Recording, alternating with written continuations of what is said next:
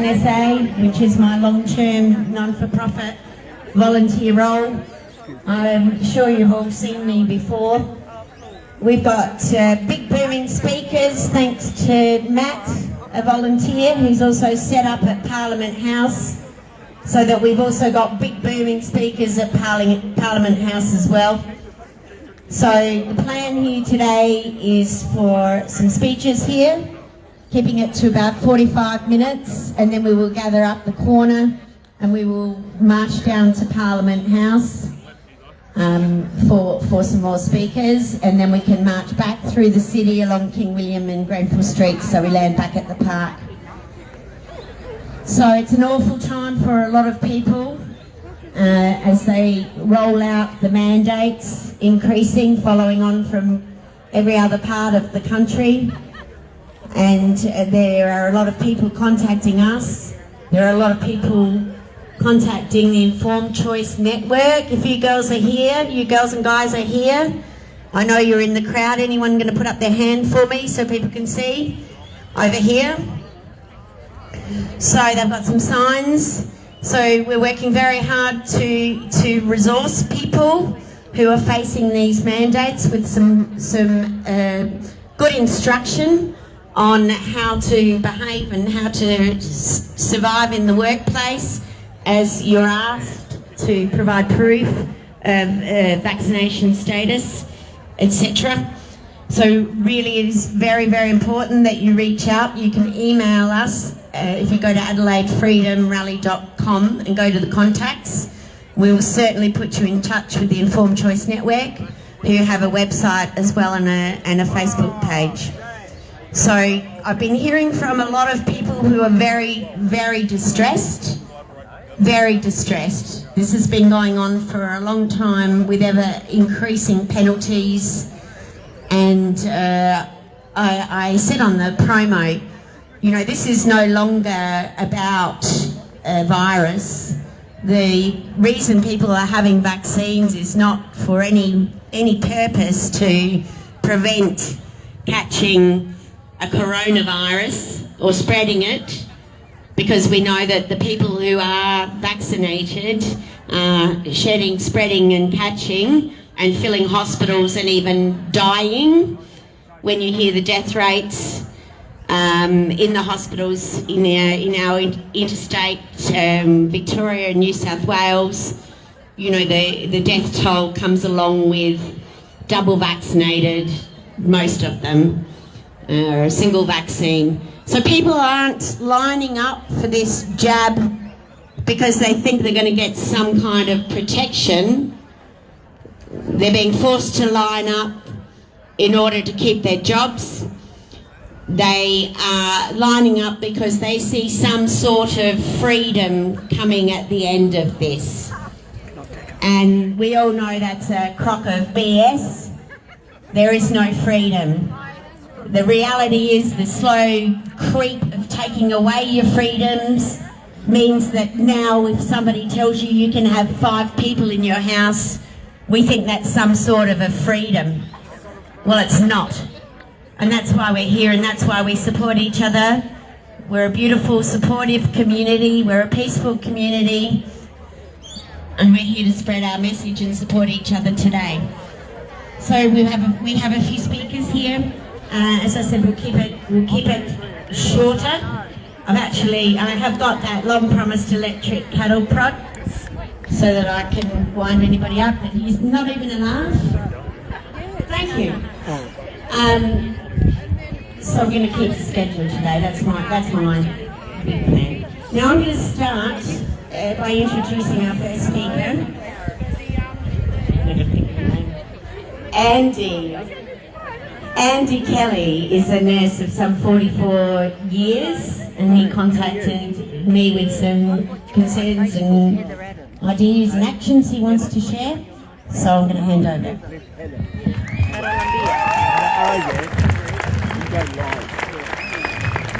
Thanks, Catherine.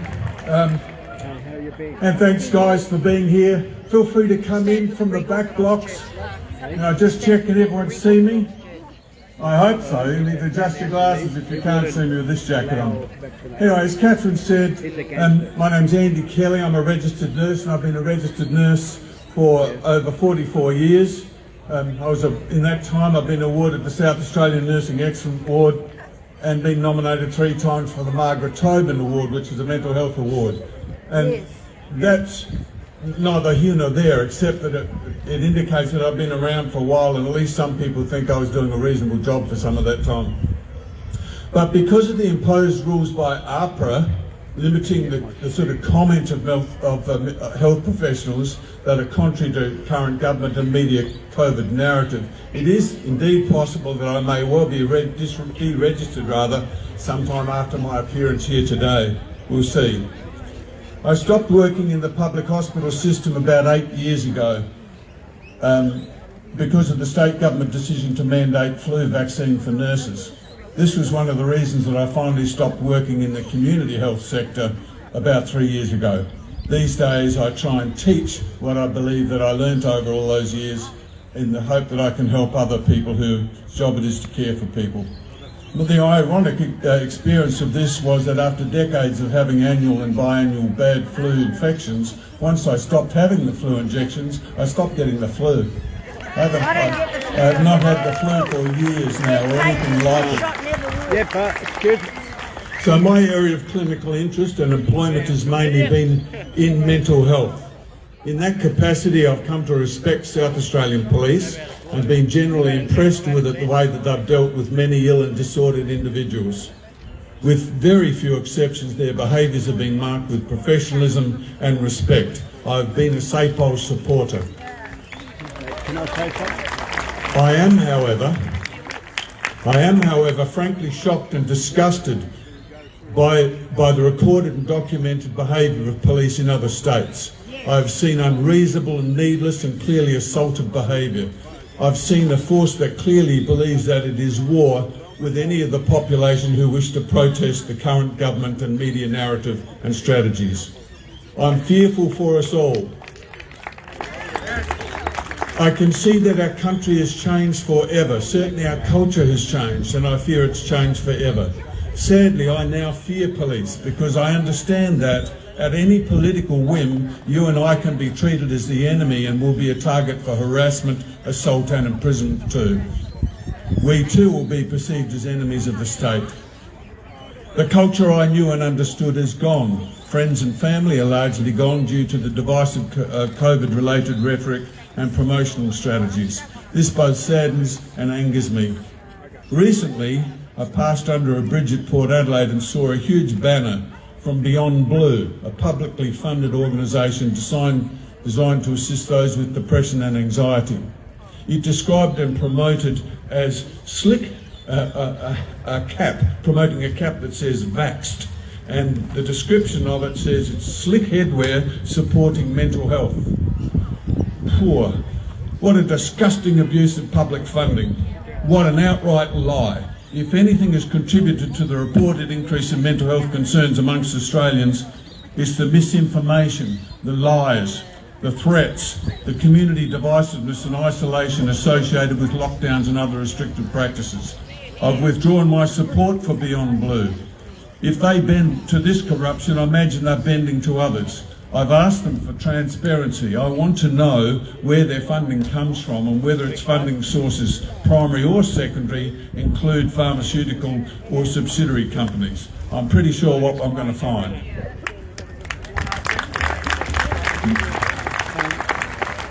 I can wear a vaxxed hat. I can wear an SS emblem. I can wear a swastika, or I can wear a yellow Star of David. All result or have resulted in one party being valued over another and give consent for the coercion, control and imprisonment of the least valued group. When I challenged Beyond Blue on this very thing, they responded saying the intention of the Vaxxed Hat campaign is to celebrate the benefits of vaccination. And now I feel like swearing. I asked how they celebrated Black Lives Matter, or whether promoting and celebrating a plant-based diet might save more lives than this vaccination ever will.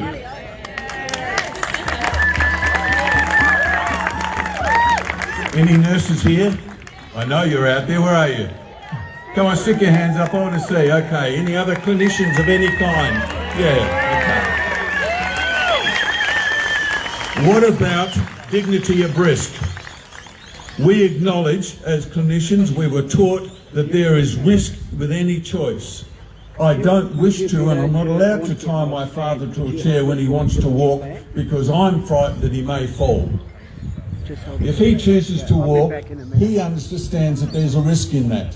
And he understands, because of the society that we have here, if he falls, he's entitled to use the health system that we've got, because we honour people's choices. So this crap about people who are not vaccinated shouldn't be allowed to access the health systems has got to be resisted and pushed back on. Exactly. It's called discrimination.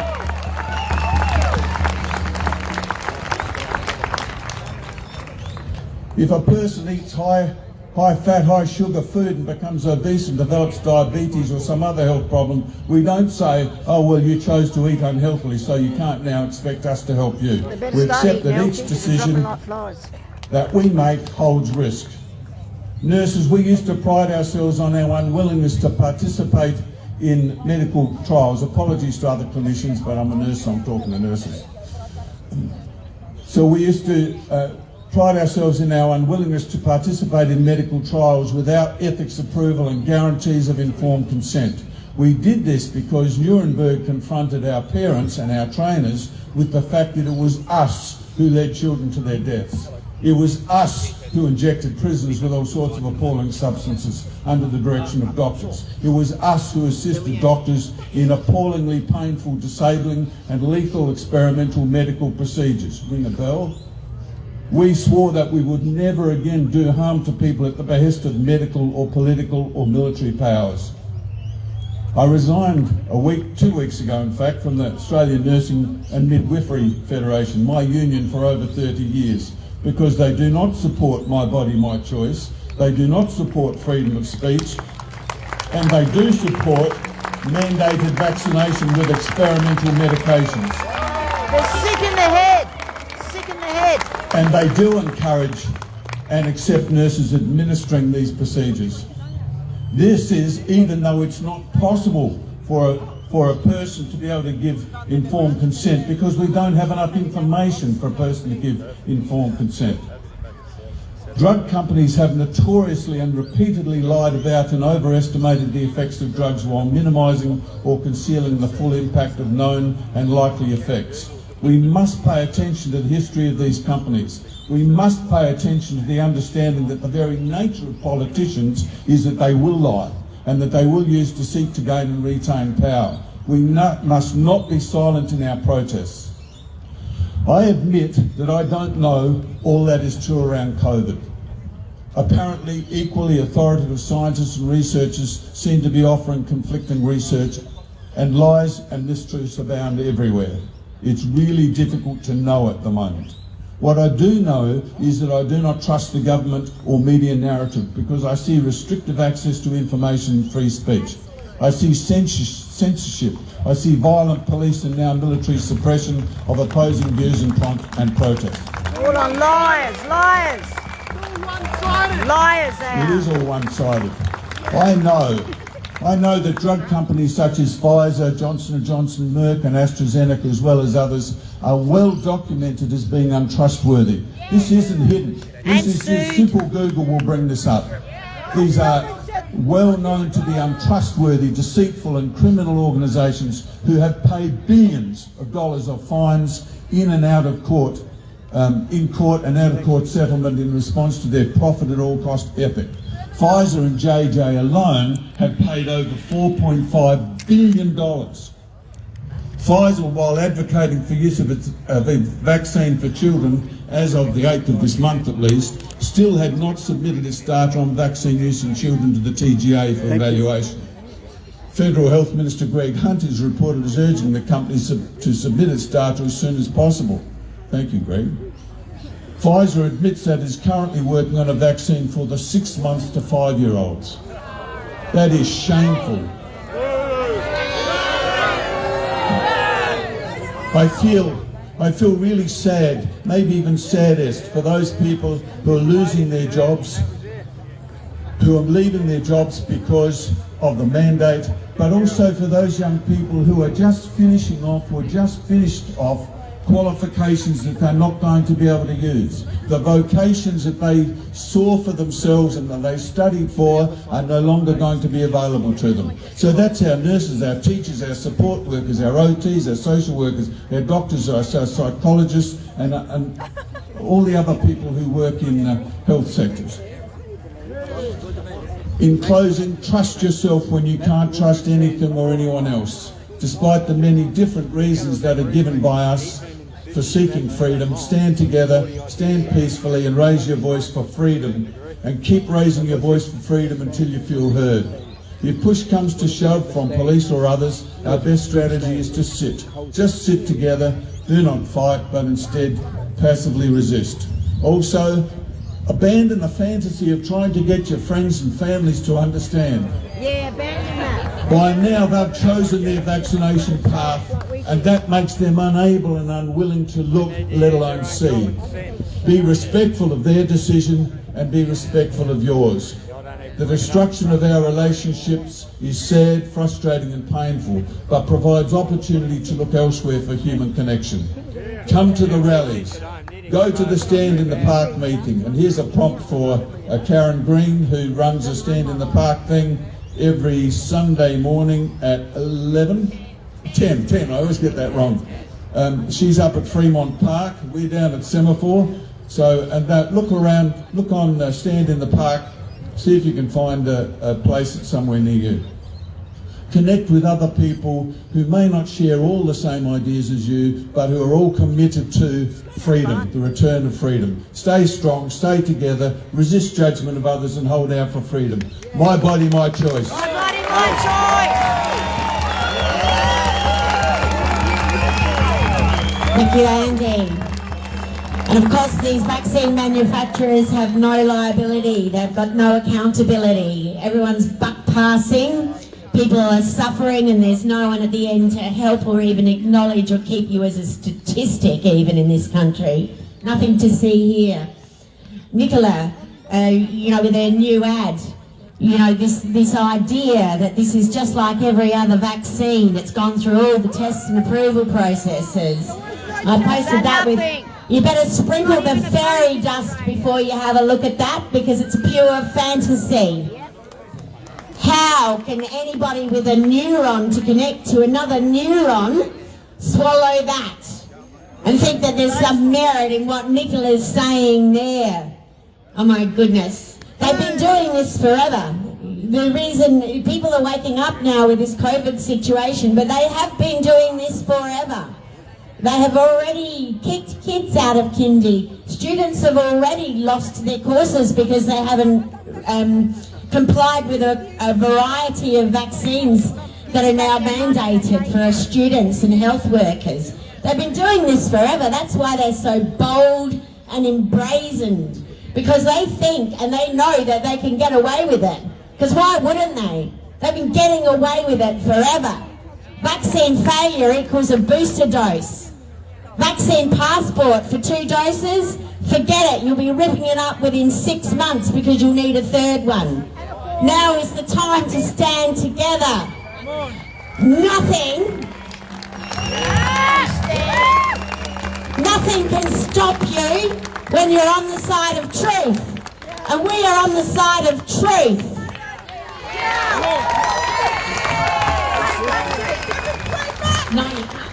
So, Luke from Guardians SA, okay? Guardians SA working very hard. We need to network here. We need whole groups of people going to their principal en masse. Not a letter here and there. We need boots on the ground.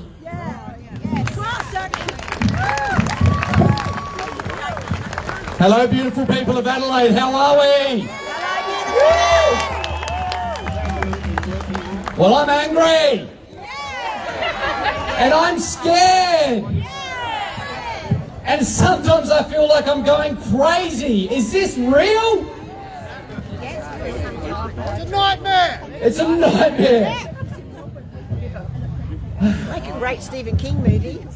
I'm from Guardian, South Australia. we formed an action group to speak for the children. Yes, stand for our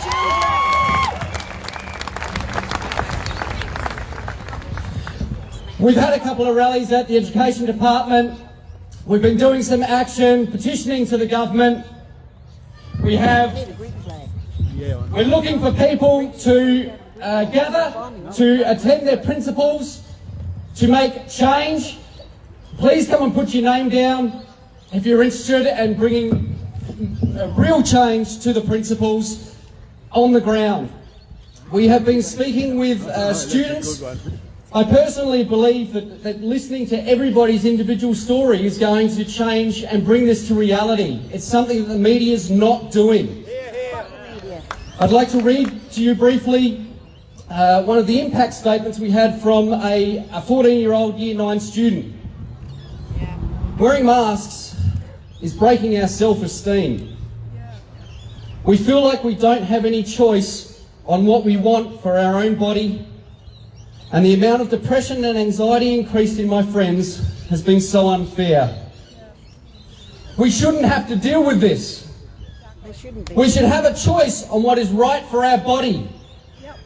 My friends come to me feeling like they have nothing left because they just get told constantly to put that mask on, even if they are having bad headaches because of it. The oxygen we are now breathing is killing us inside and out.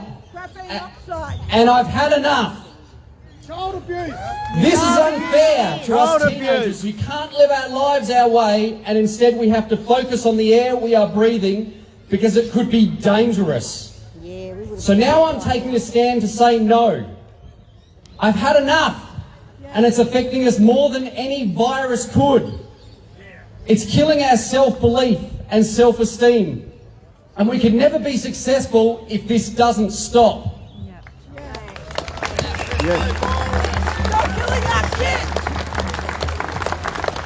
If a 14-year-old can feel and write to this, I can stand up for them and speak in front of you and feel uncomfortable. I can do some actions that I've never done before. Forming groups, getting involved. There are groups forming all over Adelaide.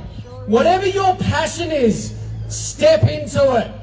If everyone here has a gift, utilise that gift.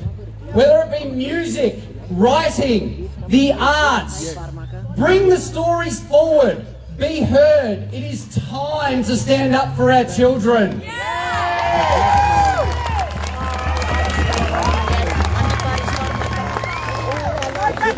Guardian South Australia is forming action groups to stand outside of schools, to hand out leaflets that have already been put together. They're available on the website, Facebook page.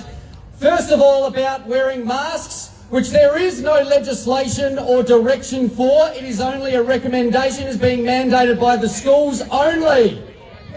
Your students can say no. Help them stand in their power by standing in yours.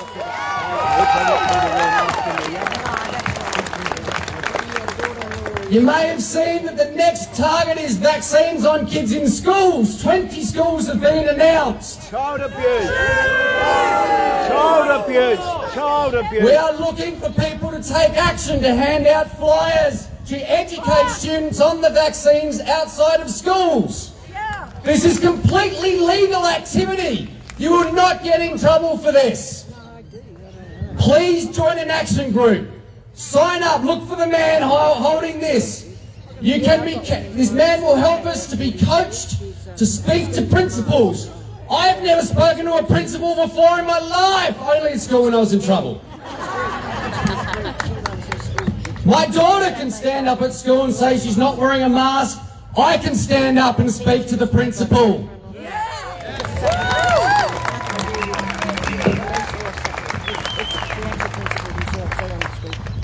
Join a group, people. Make a change out there. The flowers are back. Share them out on the street. Lead with love, people. Go well. Thank you, Luke. Matt. Hang on. Honestly, he was here a second ago. Matt has put some ingenious signs together for signs on the street. So you would have seen this action, probably footage somewhere along the line. We now have it here in SA. We're just getting a bit of a demo by the looks. Signs down the street. So these are sets of 10 signs, and Matt's going to tell you about them. How we going? Woo! Okie dokie! We're in a bit of trouble here, aren't we? In Australia, South Australia. We've got some problems, eh? What is the main problem here? Well, there's a lot of problems that stem from a lot of different things. No freedom. But the main problem is that we have a society of people that have not been given the correct information to have an informed decision. I'm not going to stand up here for ages and tell you the stuff you already know. I am only one person that has come up with an idea that I saw on the internet of people holding signs down the street. That's all it is. People holding placards, 3 words per placard, and as the car drives down the street, they see a message. I saw that, I added a bit to it, I made signs that have interchangeable letters. So the letters can slide out. We can change the message as they change this agenda on us. Yes. We can be one step ahead of them. Yep. When the news comes out and they say, we're going to do this to you now, we're going to do this to you now, and we can say, well, hang on, we'll come up with a nice, peaceful approach of how we're going to actually empower the people and say, well, actually, no, well, maybe we'll just say no. NO spells no. Hockey! NO spells no. Will that work? Okay, so what I need is 7 participants from the audience to come up and hold a sign. Can I have 7 random people? Just 7, with nothing else. Just 7 people, please. Okay, we can have A that way. I'm going to put this mic down for 1 sec.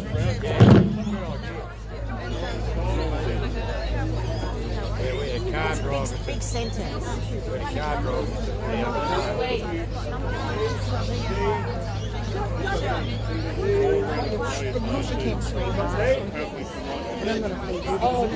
many times I've left my bag in my wallet? Let me get on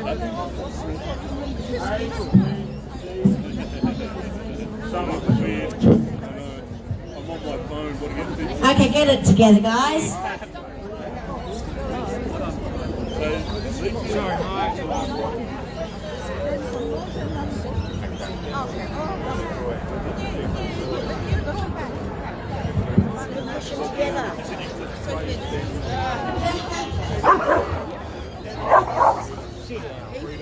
Celebrity signs and letters.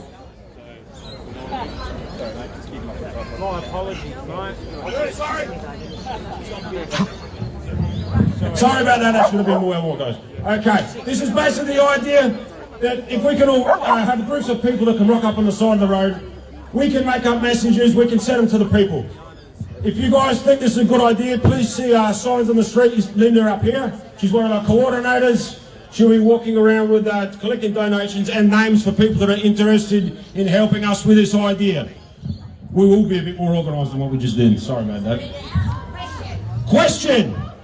When will we get our freedom back? Now!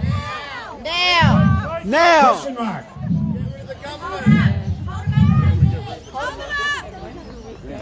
They're gonna hold them. When will we get our freedom back? When we stand in our power and say no! Hockey! That is it! That's all we have to do! No! Okay, put them all The down. Greeks have Put them all down. Hockey! Orchid. This season, number 1. 1, 2. Whoa.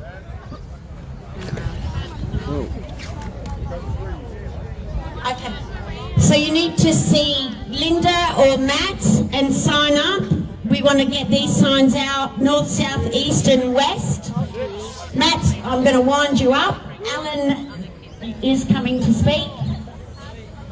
Alan has been in contact with the Doctors for Early Treatment for some time, and he's going to speak about early treatments. just a reminder to you all, we have an immune system. We sure do. We have an immune system. And We have an immune system. yes. We have a common virus called coronavirus, makes up about 20% of cold and flu viruses annually. We have been repeatedly exposed to it. We have a level of immunity. We are moving into the warmer months where cold and flu viruses don't have a hope in hell of spreading. Yet somewhere the little busy beavers in SA Health with their modelling keep telling us to prepare for a spike in coronavirus cases before Christmas, when we have zero cases for such a long time. A sniffle somewhere will represent a bloody spike, people. The lies that they spin are overwhelming. Do you have one spare hour a week to help us empower the people of Adelaide? See that. And here's Ellen.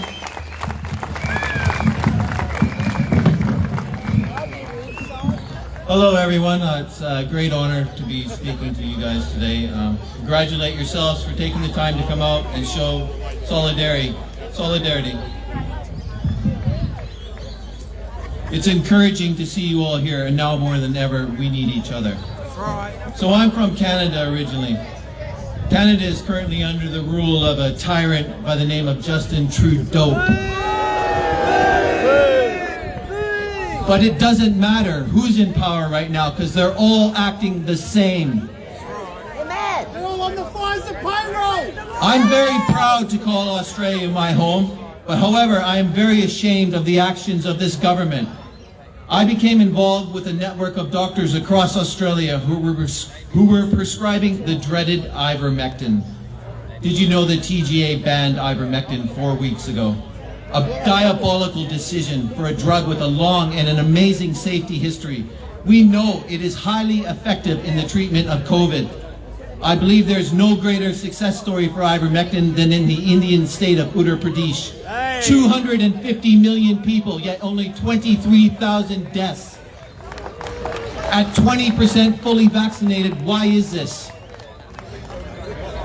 The truth is, ivermectin was broadly distributed, yet crickets from your media. You know the only thing I believe from media these days? Nothing. A sports score. No, not even that. They cheat.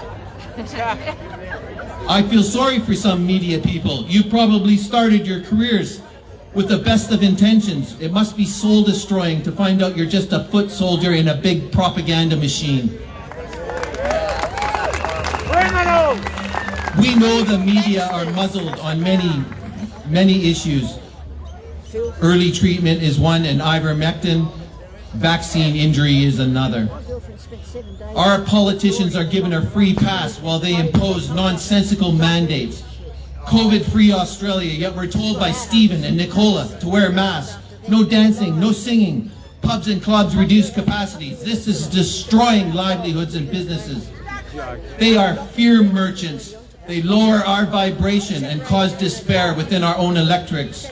Yeah, that's what they do, eh? I have seen the countless letters that have been hand-delivered to the Prime Minister and other politicians across this country. They're just ignoring them. So I want to share a few stories from my involvement with this network of doctors. And these are stories that just help reaffirm in my heart what I know is true. I'm not here to say COVID does not exist, because it does. It's exaggerated, it's overstated, and we know that early treatment is key, whether you're vaccinated or not. Respect COVID, but don't live in fear. We know this virus attacks predominantly elderly and vulnerable people. So I have a friend, Mary, that lives close to the LGAs in Sydney, and she helped triage over 250 people that were sick, predominantly from the Muslim Lebanese community. Mary could legally get them ivermectin. Many of them were frightened and stressed with anxiety and sleep deprivation. Helicopters patrolling day and night, loudspeakers blaring dystopian messages. New South Wales helped keep them New South Wales Health kept them locked in their homes. They offered nothing for treatment, nothing. They were told to stay home and rest. And once in a while, they would the health officials would come to their homes, have them line up on their front lawn so that they could do a head count and ensure there was compliance. These people pleaded with their own GPs to supply them ivermectin because they knew that it worked. But they were refused, and this was before the TGA ban. They found Mary, and through a network of brave doctors across this country, prescriptions were issued, filled by compound pharmacies, and finally an Uber would come and pick up these prescriptions and deliver them to the people that needed them. This happened in our country. I have heard directly from the doctors who smuggled ivermectin into hospitals. I heard directly from their own mouths. These patients were advised to draw the curtains around their beds, access their pills, and don't tell the treating physician. Some of these doctors are now under investigation from AFRA. Their crime is saving lives. Think about that. I had 3 friends, close friends, that contracted COVID in Canada. They struggled to get out of bed for 2 or 3 days. We were able to access horse ivermectin and vitamins, which I'll mention later. But all 3 have recovered. Early treatment was once again prevented escalation. Remember, currently we still have 0 treatment advice for early treatment in Australia. Nothing. Prior to the ban on ivermectin, I know that this network treated over 600 people in Australia. Many of them were also in that high-risk category. They have 100% success rate.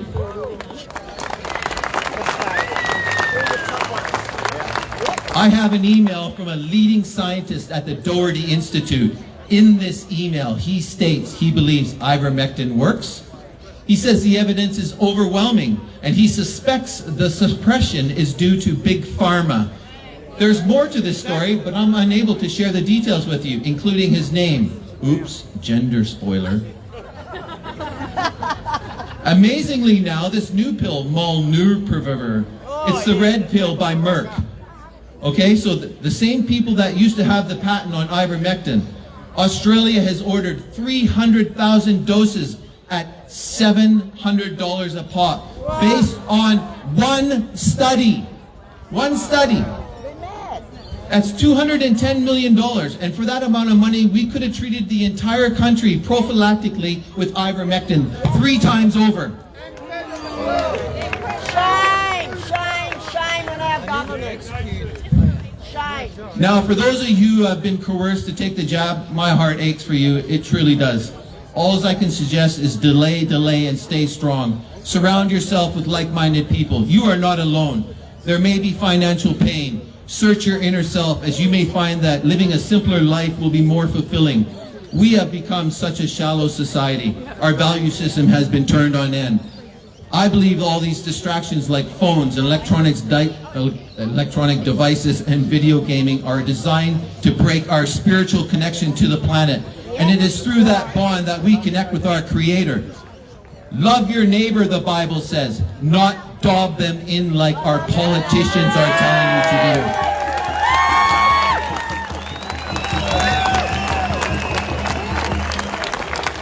I encourage you all to sit with your partners and put down on paper what you really need to live and what other opportunities may exist. Of course, I don't know your individual circumstances, and it may already be that you've had a vaccine. Either way, if you're with us here today, we love you. Do not make it easy for your employer. Submit letters and keep records. Put simply, if massive numbers of healthcare workers were united and willing to be stood down, the pressure would be immense. Duty of care comes into play.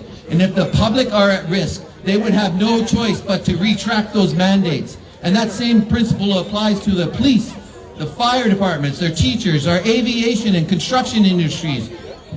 You may be scared when it appears the power is with them, but the power is within us. And there is encouraging signs popping up all over the globe.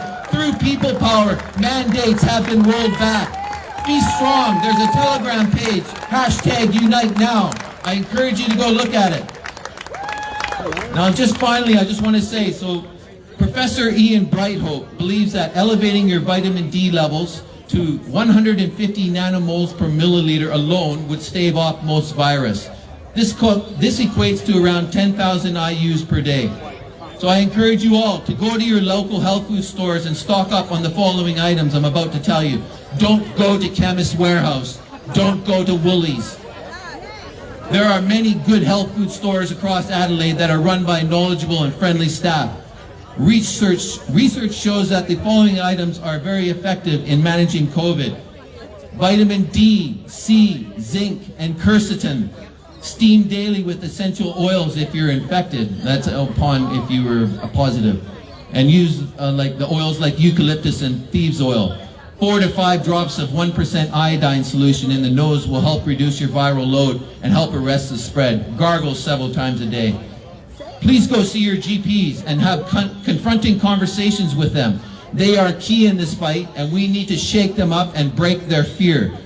There is a website, HCSCC, and in that you can put a complaint. So if your GP refused you a mask exemption or a vaccine exemption, despite your legitimate reasons for that, please register a complaint and keep a record. AFRA are the ones who have threatened these doctors, and since when are doctors muzzled in a free democratic society? Thank you for your time today. Please, next time, if everyone here today brings 2 or 3 more friends next time, imagine then what we will look like. Peace out.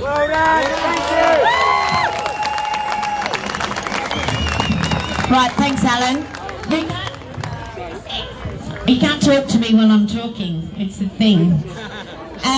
Look, just a reminder, AdelaideFreedomRally.com has a subscribe button for you to get emails. It also has room to email us. You can just send us an email and go, that Alan guy was bloody awesome. Can you please put me in touch? And that's exactly what we'll do. Okay, so use us as the conduits. We're the hub.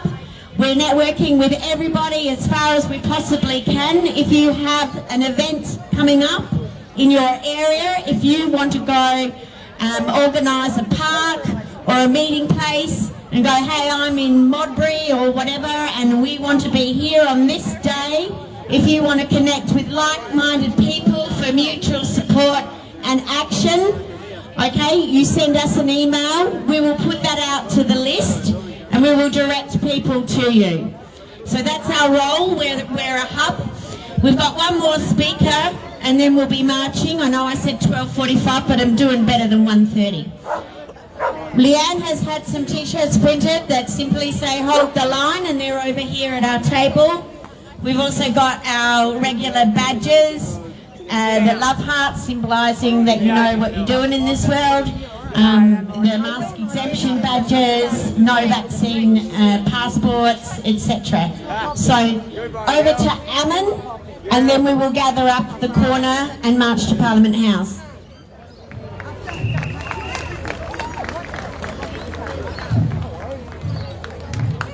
I am so much over waking up in someone else's nightmare.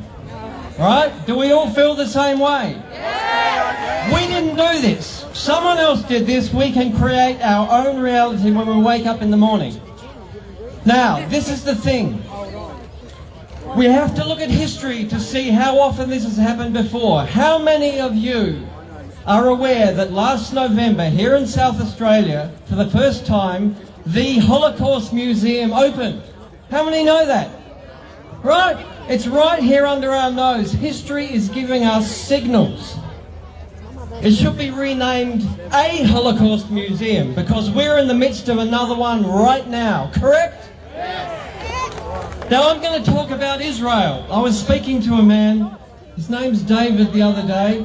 He has been charged with alleged incitement in Victoria, and he's been in the courts, in and out of the courts for months, trying to take this issue to a constitutional level in the High Courts. And he said to me sardonically, he said, I'm Jewish. What are my own people doing in Israel? What are they doing? The most vaxxed place in the world. They're dying. Well, there's got to be some history behind this. Now, we've all heard about Nuremberg and the Nuremberg Codes. But back in 1493 in Nuremberg, when the plagues were raging throughout Europe, the great plagues that sometimes knocked off 30 or 50% of the population. The interesting thing is the Jews in these communities didn't seem to be dying in the same numbers as the rest of the people. They didn't seem to be dying. When the plagues came through, the Jews always came out as the healthier community. And because of this, they were vilified. Now, the Jews have a higher quality of hygiene. And they certainly had a higher quality of hygiene back then because people did not understand that the plague was spread by fleas on rats. And so because the Jews were coming out, they were vilified for being in league with the devil. Right? Because the only way they could be well is that they were doing some deals with the devil. And in Nuremberg in 1493, the Jews, when the plagues raged through Nuremberg, the Jews were accused of poisoning the well water, and they were rounded up and they were burnt at the stake, right, for being unclean. Now, it's my theory that what happened in Israel is the Jews have such a history of being targeted as being unclean, they went madly vaccinating to protect themselves against that vilification, right? And like Oedipus trying to escape his fate, they went straight back into the jaws of it. There's a lesson there. Now, a cop said to me a couple of months ago, he had heard something that he hadn't heard going around the police stations just in recent times, and that is that these people that come to rallies have been referred to as the unclean. Right? Unclean and all of them. Filth, disease. Sorry, I'm going to the gym. So you've got to look at history and you've got to look at psychology. Now, if it is true that even at a subconscious level, the Israelites have taken on this vaccine to try to protect themselves, you've got to look at the rest of the world and find out what is the psychology between that's been pushing this vaccine, this need to vaccinate. Now, with arguably one legitimate COVID death in South Australia, what could possibly be the incentive people have here? Right? It can't be their health, right? I'll tell you what it is. Australia has a cultural cringe, and South Australia has a big cultural cringe. We feel empty. So many people feel empty if they don't have something inside them to make up for it. And this vaccine, that's not a vaccine, which is a death weapon, that's what it is. I knew right from the word go, it was designed to sterilise and kill. People are sticking this into their bodies like a badge of honour to make up for the emptiness in their souls. Right, that's what it is. They got no souls. They got no souls. None. Yeah, and they're trying to fill up their souls with some sort of black satanic force, because that's what this vaccine is. Now, from the beginning of this pandemic, which isn't a pandemic, it's a scamdemic, sure. Now, the thing is that I've been thinking, where is this going to be won? Right? And when I started seeing lawyers turn up at rallies, I was thinking, hey, they're getting worried too. I believe this is only going to be won in the courts when it is won in each and every human heart, in our own personal battle for our personal, physical, bodily integrity. Which means we got to put up a fight. Right? Lawyers have said to me there is no golden or silver bullet that's going to win this if we don't learn to fight on our own. So we got to stand up to every form of tyranny, every person, every school principal, every bloody doctor. Now, where are the doctors? Where are the doctors at the moment? You know, I come from a family of doctors, and my mother's woken up. She's deregistered because of her great age. But you know, she's decided that this vaccine is something she does not want. But most of the doctors have gutless out. They won't give mask exemptions. They won't give us anything. Right? I want the doctor to pull out the Hippocratic Oath and pull out a sword and say, I am not having anyone come between me and my patient, right?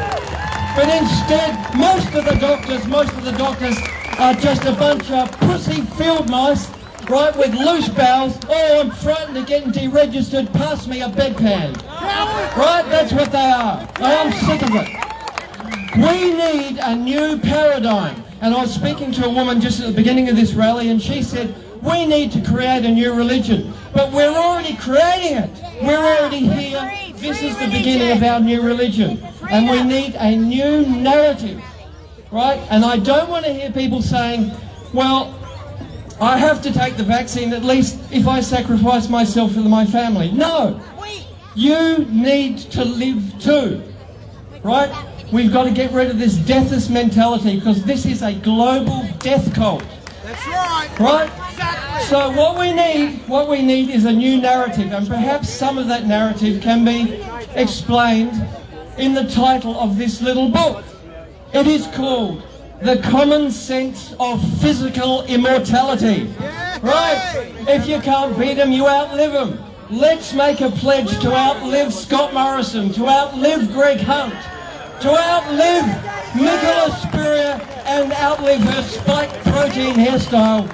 Let's make a pledge to outlive Bill Gates and all his alleged clones. And if any of this is too daunting, let's start with small, easily achievable goals. Let's make a pledge to outlive Joe Biden. Thank you for your time.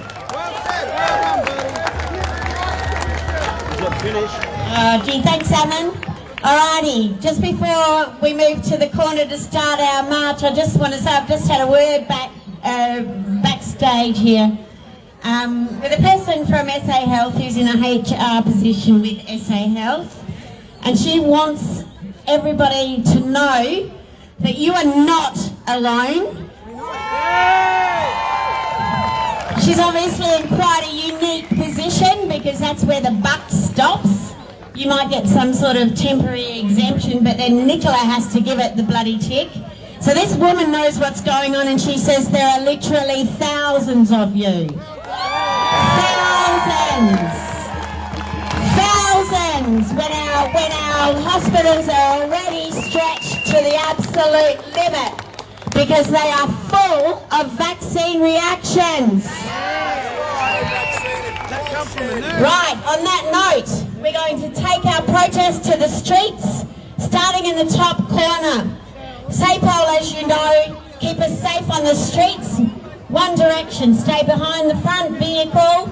Do not walk on the tram lines because they're electrified. Okay? When we get to Parliament House, we have a PA set up and we have some big announcements to make. So let's get marching, people.